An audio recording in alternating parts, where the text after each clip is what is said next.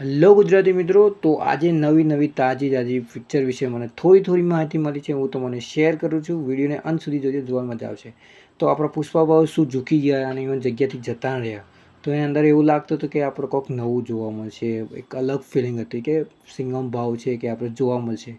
પણ એ પણ પાછા જતા રહ્યા. એ તો એઓને પણ ફિલ્મ પોસ્ટપોન કરી નાખી. સિંઘમ અગેન તમે જોઈ શકો છો. સિંઘમ અગેન પોસ્ટપોન થઈ ગઈ અને એક ક્લેશ થવાનું છે કાર્તિક આર્યનની ફિલ્મ ભૂલભુલૈયા 3D.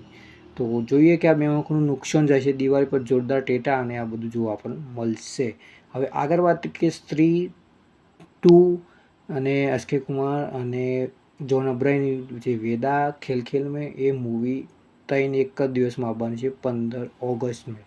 તો મને લાગે તો કદાચ સ્ત્રી જીતી જશે ને બીજા બધા એવું જ લાગે કે જતા રહેવા. એના પછી અક્ષય કુમારની વાત કરીએ તો તેનું મૂવી સરફેરાનું ટેલર ટીઝર આવી ગયું છે અને તે 12 જુલાઈ 7મા મહિનામાં રિલીઝ થવાનું છે એવી ન્યૂઝ આવી છે.